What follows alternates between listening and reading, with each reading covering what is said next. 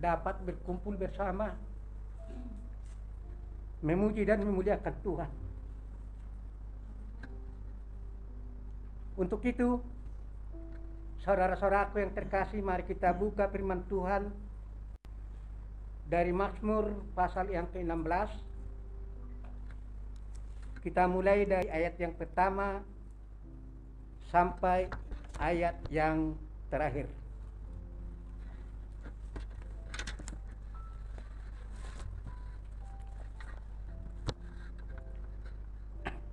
Kita membaca secara bergantian. Mazmur pasal yang ke-16 dari ayat 1 sampai ayat yang ke-11. Bahagia orang saleh. Miktam dari Daud. Jagalah aku ya Allah, sebab padamu aku berlindung.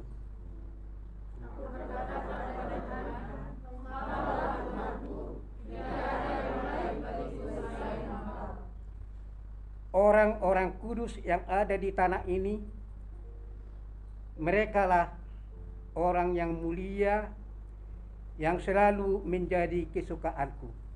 Betapa besar kesedihan orang-orang yang mengikuti orang lain. Aku tidak akan ikut mempersembahkan korban curahan dan kaya-kaya. Juga tidak akan menyebut nama mereka di bibirku. Ya Tuhan, Engkaulah bagian warisanku dan pialaku. Engkau sendirilah yang meneguhkan bagian yang diundikan kepadaku. Lalu pun jatuh bagiku di tempat-tempat yang ramai, yang milik usahaku menyenangkan hatiku. Aku memuji Tuhan yang telah memberi nasihat kepadaku. Ia pada waktu malam, hati nuraniku mengajari aku. Aku senantiasa memandang kepada Tuhan, karena Ia berdiri sebelah kananku. Aku tidak goyah. Sebab itu hatiku bersukacita dan jiwaku bersorak-sorak. Bahkan tubuhku akan diam dengan tenteram. Sebab Engkau tidak menyerahkan aku ke dunia orang mati, dan tidak membiarkan aku sungguh dalam kebinasaan. Engkau memberitahukan kepadaku jalan kehidupan. Di hadapanmu ada sukacita berlimpah-limpah. Di tangan kananmu ada nikmat senantiasa. Demikian firman Tuhan. Saudara yang kekasih, di dalam nama Tuhan Yesus Kristus, kitab Mazmur ini, yaitu pasal 16 ini, merupakan suatu kitab yang dinamakan Miktam. Miktam dari Daud. Yaitu suatu kitab yang berisi syair-syair doa yang sering diucapkan secara berulang-ulang dan bersifat sakral. Daud melalui mazmurnya ini menyaksikan kepada kita bahwa apa yang ia minta dari Tuhan telah ia peroleh dari Tuhan. Tuhan selalu menjawab keperluannya. Doa yang dinaikkan oleh Daud didengar oleh Tuhan dan ia memperoleh janji-janji Tuhan. Kita perhatikan dalam ayat 1, Daud berkata, "Jagalah aku ya Allahku, jagalah aku ya Allah, sebab padamu aku berlindung. Jagalah aku ya Allah, sebab padamu aku berlindung." Saudara yang kekasih di dalam nama Tuhan Yesus Kristus, dunia ini bukan tempat yang aman untuk berlindung. Dunia ini adalah tempat yang tidak aman. Itulah sebabnya di mana-mana kita perlu penjagaan. Kita perlu menaruh penjagaan atas segala milik kita. Kita perlu penjagaan atas rumah kita. Kita perlu penjagaan atas harta kita. Kita perlu menjaga barang-barang yang sangat berharga milik kita. Namun selain daripada itu, kita sendiri pun sangat perlu dijagai dan dilindungi. Meskipun kita memiliki kekuasaan yang besar, kita tetap perlu dijaga karena dunia ini adalah dunia yang tidak aman.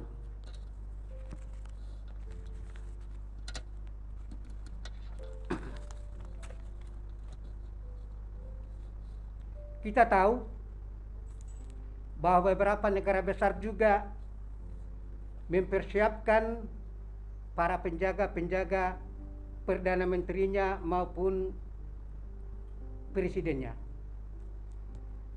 Pemimpin negara yang memiliki kekuasaan yang besar pun masih perlu dijaga. Bahkan mereka perlu dijaga secara khusus.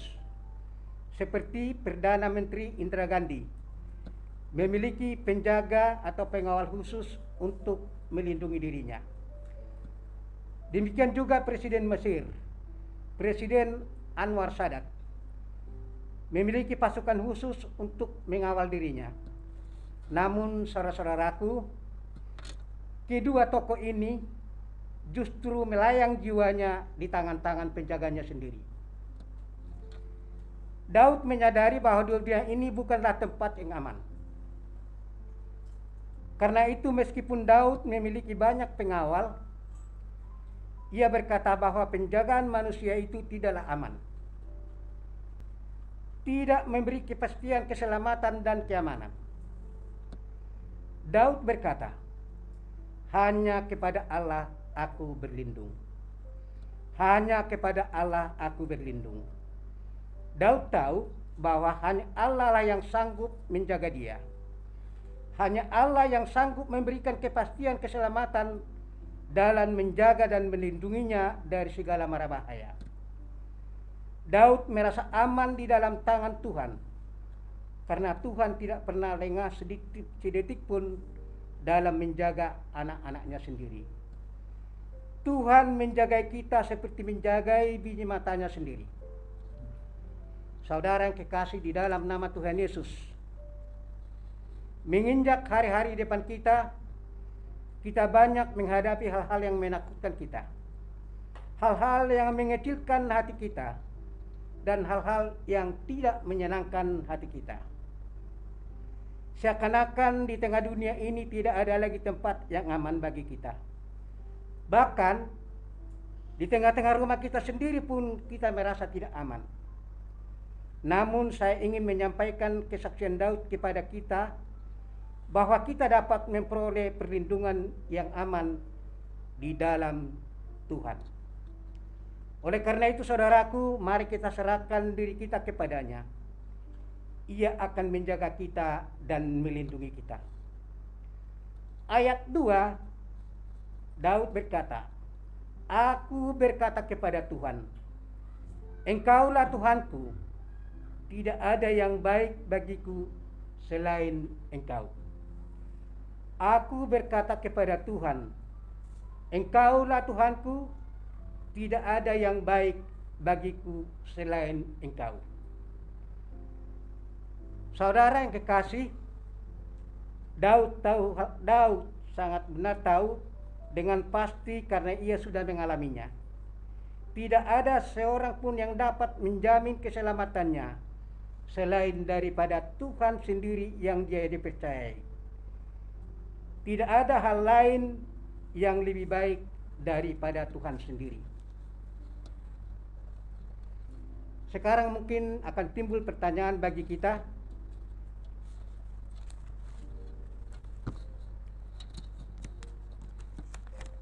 Siapakah yang menjaga kita pada saat ini?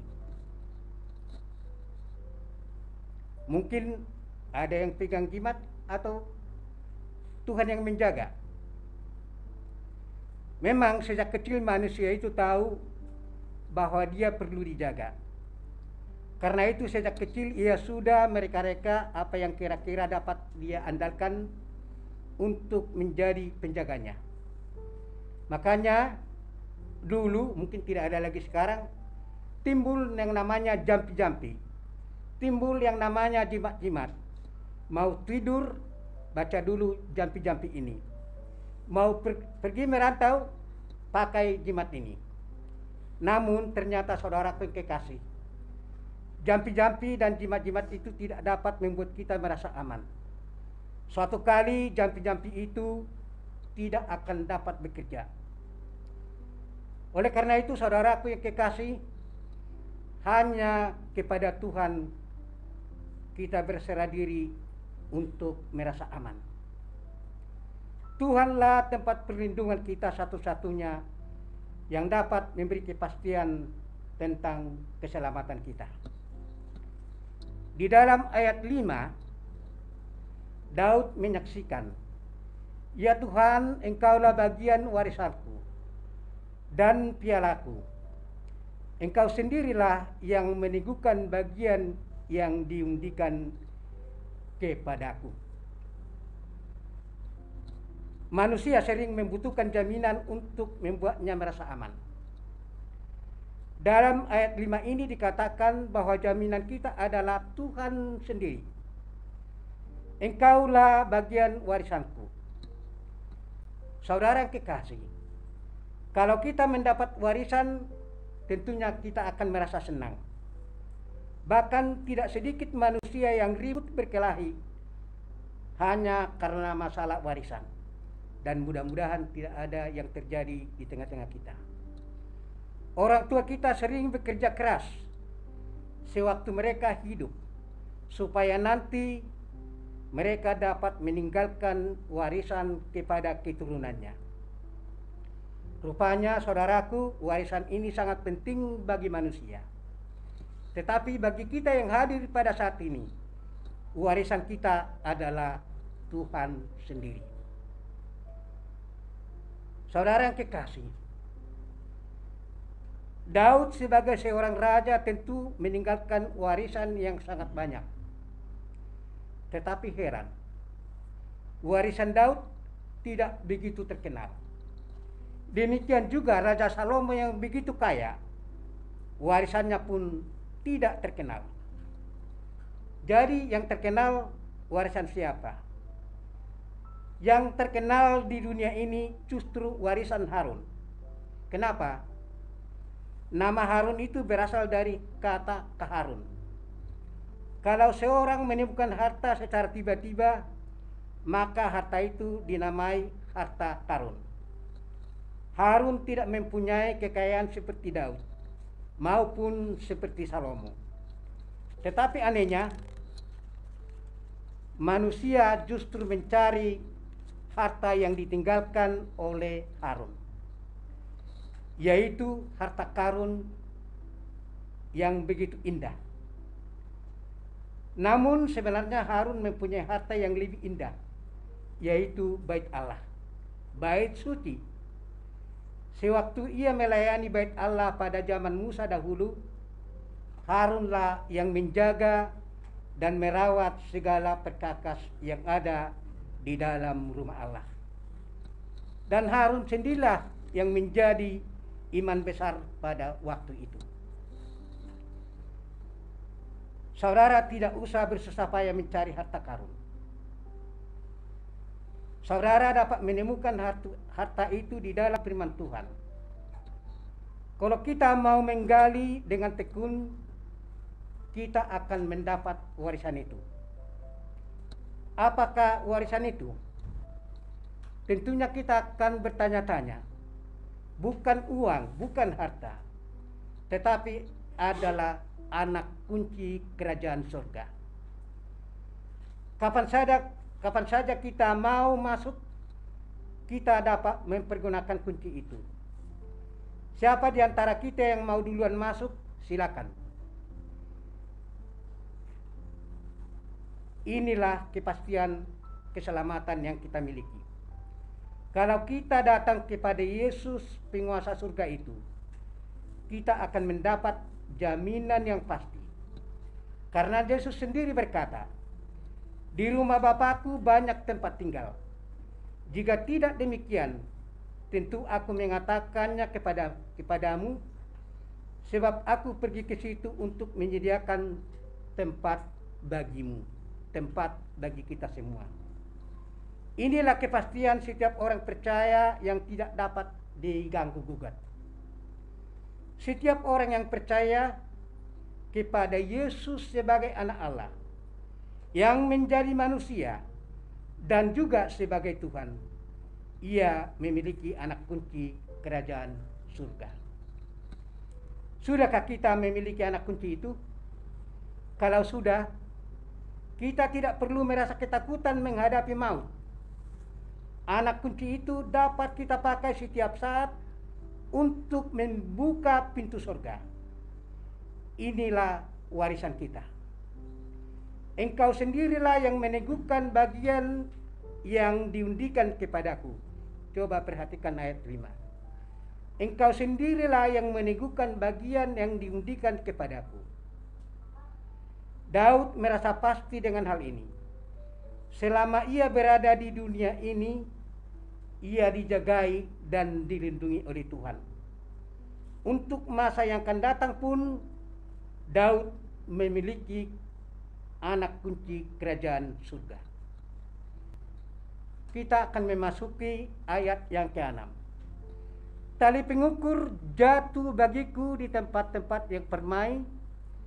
Ia milik pusakaku, menyenangkan hatiku. Puji Tuhan.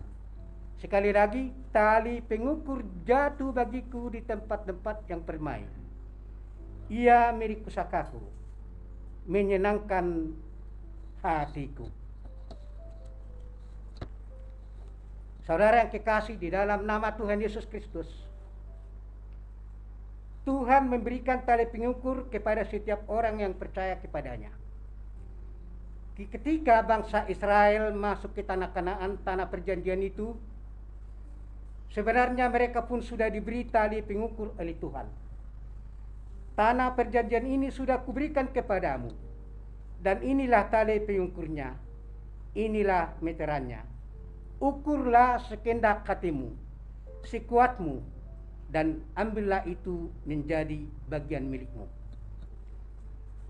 Tali pengukur itu juga sudah diberikan kepada kita pada saat ini. Tuhan sudah memberikan hak kepada kita untuk mengukur sejauh mana kita mau menimba berkat-berkat daripada Tuhan. Oleh karena itu, saudaraku yang kekasih, bekerja keraslah untuk memperoleh berkat-berkat Tuhan itu. Kalau selama ini kita mengalami kegagalan, itu bukanlah kesalahan Tuhan, tetapi karena kemalasan kita sendiri. Kita tidak mempergunakan tali pengukur itu dengan baik. Kalau kita mempergunakannya dengan baik, kita tidak perlu takut menghadapi resesi ekonomi pada saat ini, ataupun penyakit-penyakit yang sedang berkembang pada saat ini, karena kunci berkat itu sudah ada di tangan kita. Saudara yang kekasih di dalam nama Tuhan Yesus, banyak orang Kristen yang sudah menerima tali pengukur itu, tetapi dia tidak mau mempergunakannya.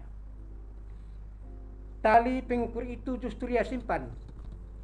Tali pengukur itu ada di sini, sering disimpan oleh orang Kristen pada saat ini.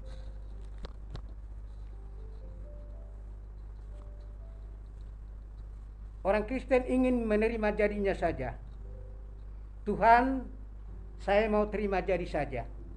Kalau saya diberi 1000 meter, ya saya terima. Kalau saya diberikan 2000 meter, juga akan saya terima. Pokoknya Tuhan, saya tidak mau capek-capek. Tetapi saudaraku yang kekasih, ini bukan cara Tuhan. Tuhan ingin melihat kita mempergunakan tali pengukur itu. Tuhan ingin melihat kita bekerja keras sesuai dengan kemampuan kita.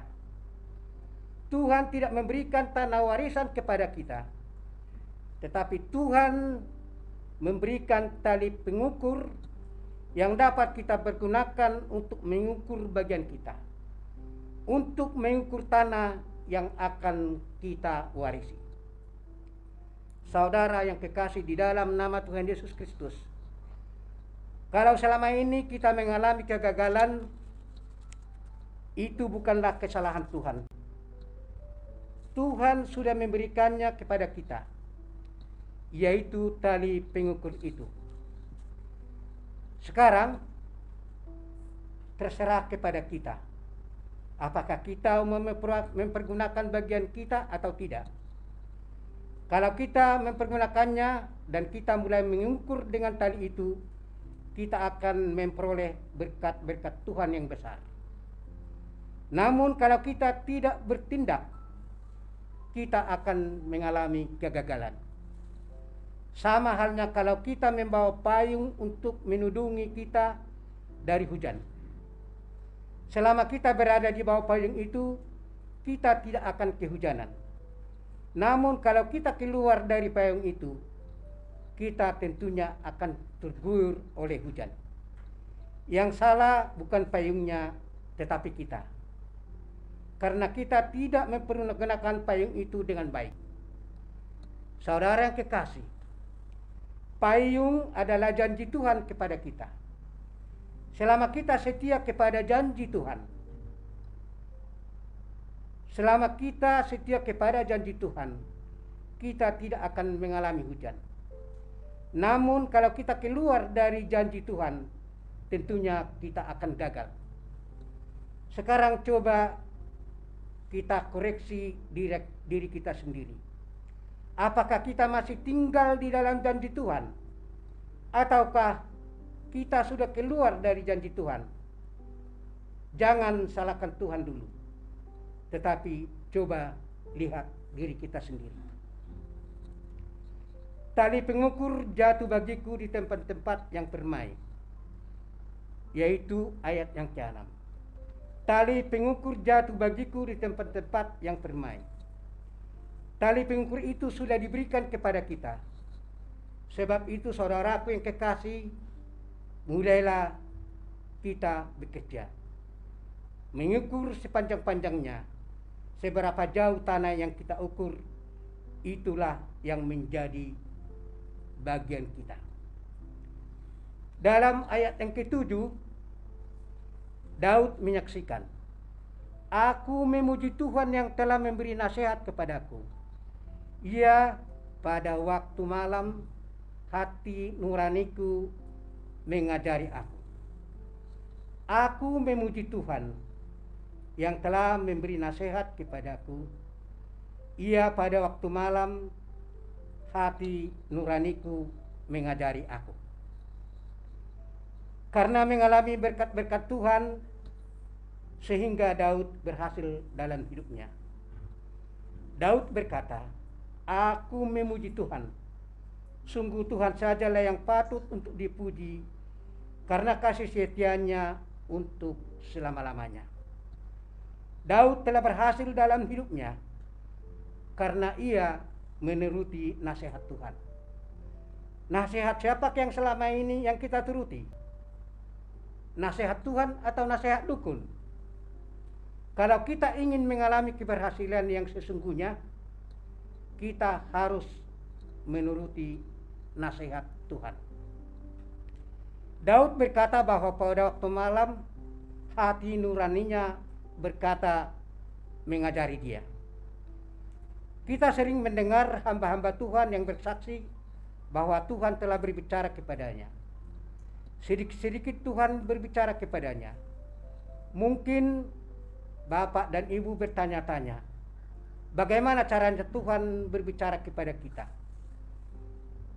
Dalam ayat 7 tadi Daud menceritakan kepada kita bahwa Tuhan dapat berkata-kata kepada kita melalui hati nurani kita. Sering pada malam hari hati nurani kita berbisik dan menegur tingkah laku kita tadi siang. Ia berkata, mestinya kamu tadi tidak marah-marah. Kalau kamu tidak terlalu emosi, relasimu tidak akan kabur darimu. Mestinya kamu jangan terlalu sombong terhadap teman-temanmu. Kadang-kadang saudaraku, kalau hati kita masih marah, pikiran kita sering mereka-reka hal yang jahat. Tadi sebenarnya kamu tidak cukup hanya memarahi dia. Seharusnya kamu menempleng dia. Namun saudaraku, hati nurani kita menjawab, jangan. Kamu jangan bertindak jahat kepadanya. Jangan bertindak jahat kepadanya. kamu justru harus mengasihi dia. Itulah fungsi hati nurani kita. Ia mengajari kita dengan hal-hal yang baik. Apakah kita masih peka terhadap suara bisikan hati nurani kita? Di dalam ayat yang ke-8, Daud berkata, aku senantiasa memandang kepada Tuhan, karena ia berdiri di sebelah kananku, aku tidak goyah.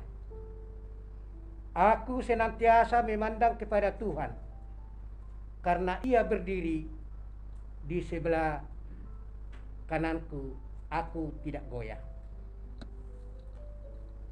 Saudara yang kekasih di dalam nama Tuhan Yesus, memandang Tuhan itu sangat penting supaya kita tidak goyah. Kalau kita memandang kepada kesulitan kita, kalau kita memandang kepada problem kita, maka kesulitan kita maupun problem kita kelihatannya makin bertambah besar dan tentunya sulit untuk diatasi. Pikiran kita menjadi pusing karena kita tidak pernah dapat mengatasi masalah kita sendiri. Tentunya saudara yang kekasih, Daud berbeda sekali dengan kita.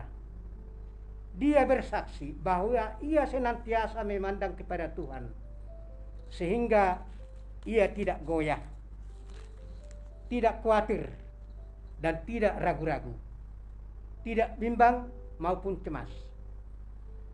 Tentunya Daud tahu dengan pasti bahwa Tuhan ada di sebelah kanannya.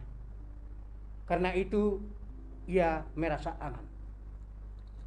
Ayat yang ke-9, sebab itu hatiku bersukacita dan jiwaku bersorak-sorak, bahkan tubuhku akan diam dengan tentram. Sebab itu hatiku bersukacita dan jiwaku bersorak-sorak, bahkan tubuhku akan diam dengan tentram. Saudara yang kekasih di dalam nama Tuhan Yesus, orang yang selalu memandang kepada Tuhan, hatinya akan bersukacita. Sebaliknya, kalau ia selalu memandang kepada problemnya, memandang kepada kesulitannya, dan memandang kepada masalahnya terus-menerus, ia tidak akan pernah bersukacita. Meskipun ia didorong-dorong dan diajak untuk bersukacita, ia tidak bisa ikut merasakan sukacita itu. Yang dia lihat hanya kesulitan melulu. Namun kalau kita mau mengalihkan pandangan kita kepada Tuhan, ia akan mengalami sukacita. Hatinya akan bersorak-sorai. Kalau hal itu kita alami, saudara yang kekasih, maka tubuh kita akan diam dengan tentram. Artinya, tubuh kita akan selalu sehat, tidak sakit-sakit. Tubuh kita akan selalu sehat, tidak sakit-sakitan. Saudara yang kekasih di dalam nama Tuhan Yesus Kristus, baru-baru ini saya membaca majalah kesehatan. Buku itu mengatakan 60% penderita sakit itu jatuh sakit karena masalah jiwa dan gejolak emosi. Dan hanya 40% saja yang jatuh sakit karena bibit-bibit penyakit. Tuhan sudah memperlengkapi kita dengan kulit yang sangat sensitif, sehingga kita dapat merasakan gejala penyakit yang menyerang tubuh kita. Oleh karena itu kita dapat segera menangkalnya. Namun kalau jiwa kita mengalami pergolakan, kalau jiwa kita merasa tertekan karena masalah-masalah yang kita hadapi, maka tanpa kita sadari penyakit mulai menyerang tubuh kita. Pikiran kita hanya dipenuhi dengan kesulitan, kesusahan dan ketakutan. Akibatnya kita jatuh sakit. Sakit mah, sakit jantung, pusing-pusing, dan tentunya penyakit-penyakit lainnya. Apakah kita ingin tetap sehat? Kalau mau tetap sehat, mari pandanglah kepada Tuhan. Kita akan bersukacita dan penyakit itu akan pergi dengan sendirinya. Inilah kuncinya kita dapat mulai mempraktekkan hal ini di dalam kehidupan kita. Ayat yang terakhir.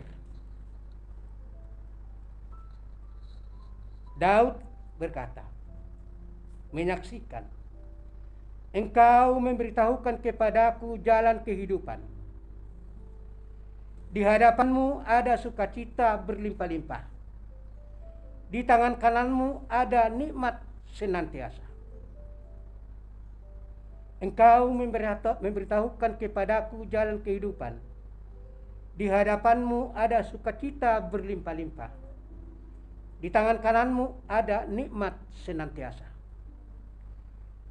Daud mengalami berkat ganda karena berlindung kepada Tuhan. Pertama, ia mengalami hidup yang berkelimpahan selama ia hidup di dunia ini. Kemudian ia memperoleh jaminan hidup yang kekal. Saudara yang kekasih di dalam nama Tuhan Yesus, kita jangan hanya puas dengan kepastian hidup yang kekal nanti di surga. Sedangkan selama hidup di dunia, kita dihimpit oleh masalah-masalah kita. Melarat, miskin, dan susah terus-menerus. Tuhan ingin memberikan berkat-Nya kepada kita secara ganda. Nanti di surga dan sekarang, selama kita hidup di dunia ini, Tuhan memberitahukan kepada kita jalan kehidupan. Di hadapan Tuhan ada sukacita yang berlimpah-limpah, yang tidak ada habis-habisnya. Di dalam dunia ini kita memang dapat memperoleh sukacita. Pada waktu kita menonton lawak, kita merasa terhibur sejenak. Pada waktu kita berpesta pora, kita merasa sangat gembira. Pada waktu kita bertemu dengan kekasih kita, kita pun senang. Tetapi sewaktu kita pulang, kita ingat lagi kepada masalah-masalah kita dan sukacita kita hilang. Sukacita dari dunia ini hanya bersifat sementara, hanya sejenak, terbatas. Tetapi sukacita dari Tuhan berlimpah-limpah dan tidak ada habis-habisnya. Inginkah saudara menikmati sukacita semacam itu? Untuk mendapatkan itu, kita perlu menghadapi kepada Tuhan. Kita perlu menghadap kepada Tuhan. Di hadapanmu ada sukacita berlimpah-limpah. Selain itu, di tangan kanan Tuhan ada nikmat senantiasa.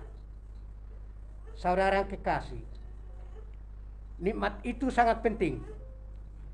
Meskipun seseorang sangat kaya, kalau ia tidak dapat menikmati kekayaannya itu, ia tidak pernah akan bahagia. Kemana-mana ia pergi, ia merasa ketakutan. Kita dapat membeli makanan yang mahal-mahal, atau rumah kita terbuat daripada marmer. Kalau kita tidak dapat menikmati, hal itu tidak ada gunanya dan percuma saja kita mempunyai kekayaan. Saudara yang kekasih, kenikmatan itu hanya dapat kita miliki di dalam Tuhan. Kenikmatan itu tidak terpengaruh oleh lingkungan di sekitar kita. Kenikmatan itu tidak ada di supermarket. Kenikmatan itu tidak ada di tempat-tempat rekreasi. Kenikmatan itu tidak ada juga di gedung-gedung bioskop. Bahkan kenikmatan itu juga tidak ada di dalam gereja. Kenikmatan itu hanya ada di tangan kanan Tuhan. Jadi saudaraku yang kekasih, lengkaplah sudah. Di dalam Tuhan kita memperoleh jalan kehidupan, baik di surga maupun di dunia ini. Di hadapannya kita memperoleh sukacita yang berlimpah-limpah. Di sebelah kanannya kita memperoleh nikmat senantiasa. Sudahkah kita memperoleh ketiga hal itu? Apa itu? Yaitu kehidupan, sukacita, dan nikmat. Semua itu dapat kita peroleh kalau kita bertindak seperti Daud. Kita berkata kepada Tuhan, jagalah aku ya Allah, sebab padamu aku berlindung. Inilah rahasia hidup yang berkelimpahan dan sukses. Kalau kita berlindung kepada Tuhan, kita akan memperoleh semua itu dengan berkelimpahan. Tali pengukur akan diberikan kepada kita. Dan dengan tali itu kita dapat mengukur berkat-berkat Tuhan sedalam-dalamnya, sejauh-jauhnya, dan seberapa banyak yang kita mau. Ambillah keputusan pada saat ini. Marilah kita bersama-sama mengambil keputusan pada saat ini untuk menjadikan Tuhan tempat perlindungan kita dan sebagai penjaga kita. Maka kita akan mengalami kehidupan sukacita dan nikmat senantiasa. Amin. Untuk menutup, saya serahkan kepada Bapak Gembala.